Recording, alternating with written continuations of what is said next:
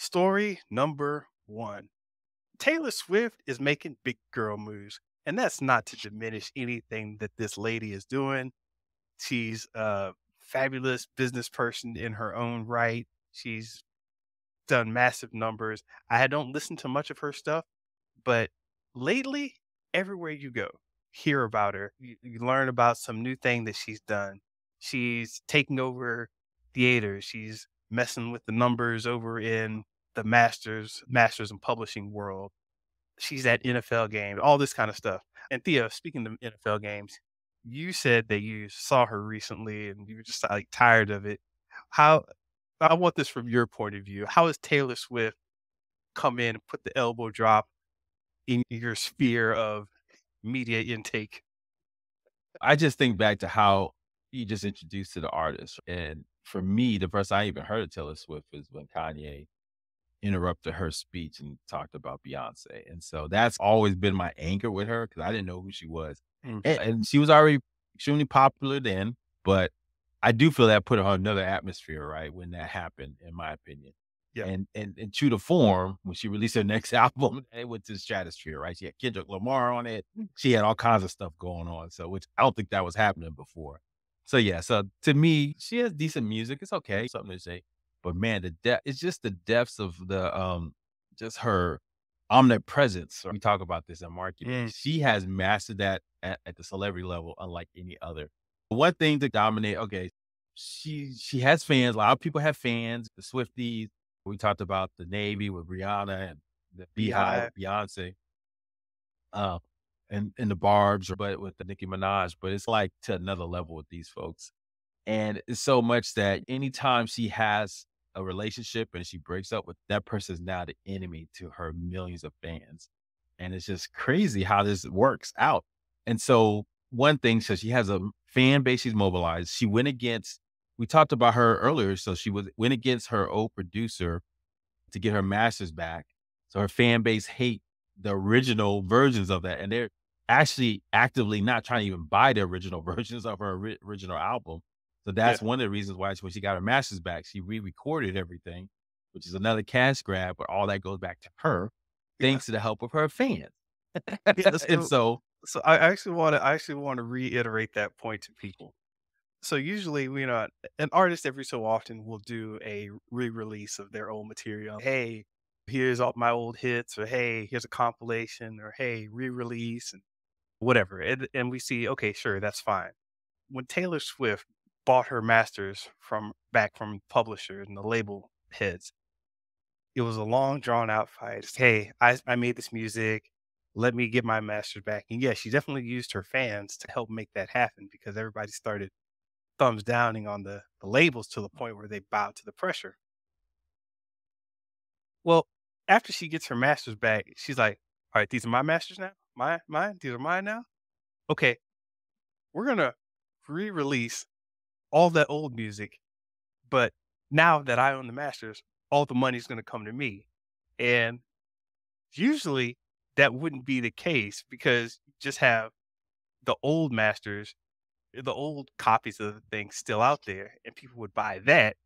And it's like, okay, sure, whatever. But now that she's re-recorded now, not just like repackaged or whatever, re-recorded, they're technically new songs. So all the money comes back to her now. So it's really interesting how she did that. She's like, "Y'all get all my money. I'm just gonna all my money. re-release. Give me that. Give me that."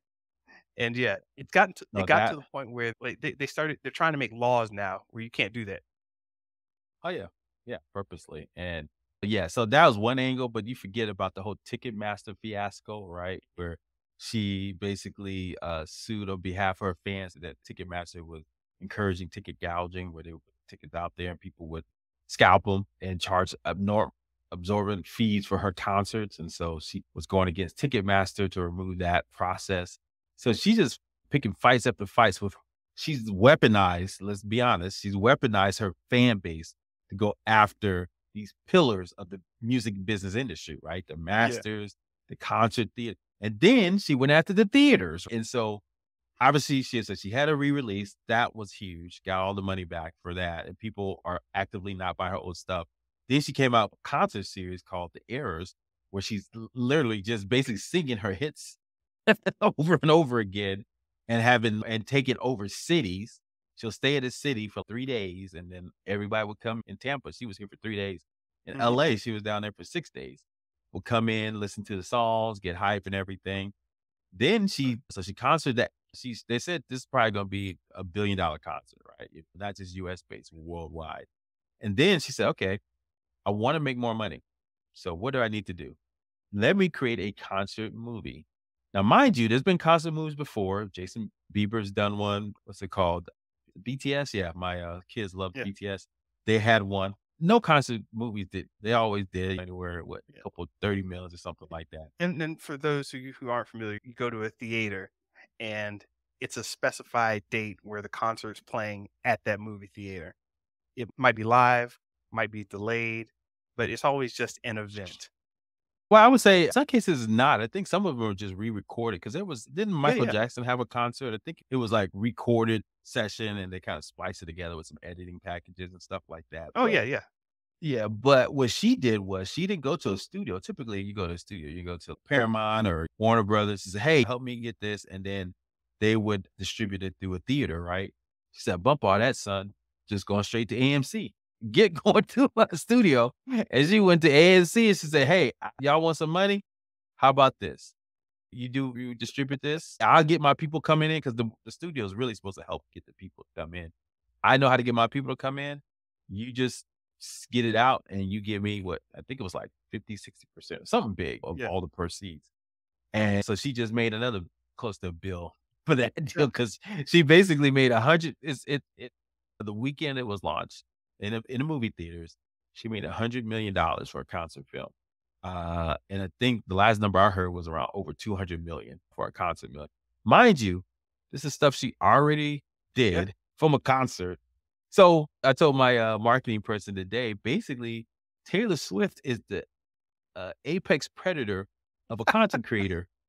Yeah. She's repurposing her content, and that's all you do as a content creator. Yeah. She rewrote her songs, created a concert, saying the same songs, and then had the distribution strategy doing the same song. Yeah. Nothing she did was different. It was just the different channels she went down to get it out to her fans. And then she comes in and stays top of mind by showing up at NFL games. Oh, don't get me started on that.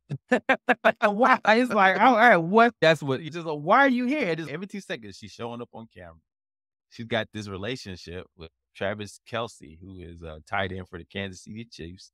Well, he's a pretty good football player, won Super Bowl rings and all that, but he's a famed whore, for lack of a better word, himself. And so, if you didn't know, he had his own reality show a couple years back called Jason Kelsey.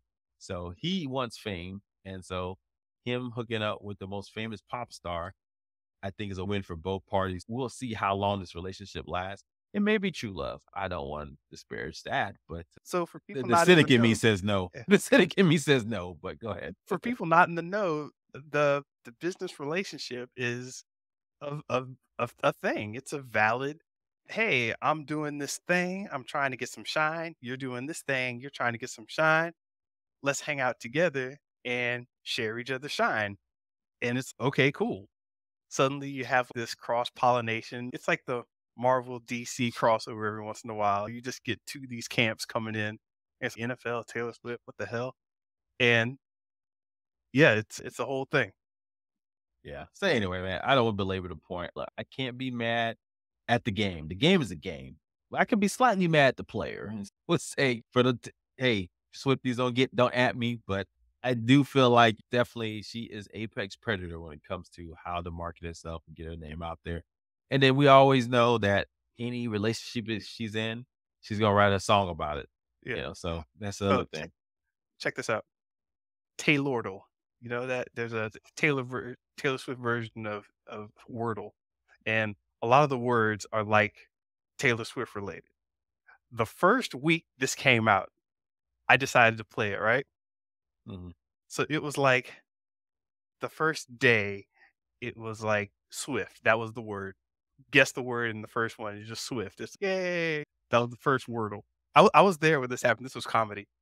and I forgot like there were 2 others that were like the name of a song or the name of an album or something like that, and it was like, "Yeah, you got the guess, you got the guess."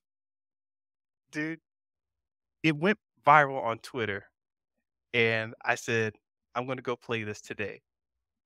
And I decided to type in Kanye, and that was the word of the Oh, day. man. I was like, 5 letters. She's just Kanye. "Yay, you got the word of the day for Taylor." And I'm like, "Yo, this girl is tripping. She's out there." So, kudos to her. She comes by honest. I think her mom was an ex-marketing executive. Her dad was Oh, a stockbroker. of course. So she's even though she's been on this music, came from upper middle class, got all the lessons and everything she needed to get to the next level. And so that's ingrained in her, whether through and I think her dad is her agent still. That's the other thing too. So there we go. So anyway, it doesn't fall far from the tree. She has definitely got a strong online army. You all should be trying to build your own strong online army.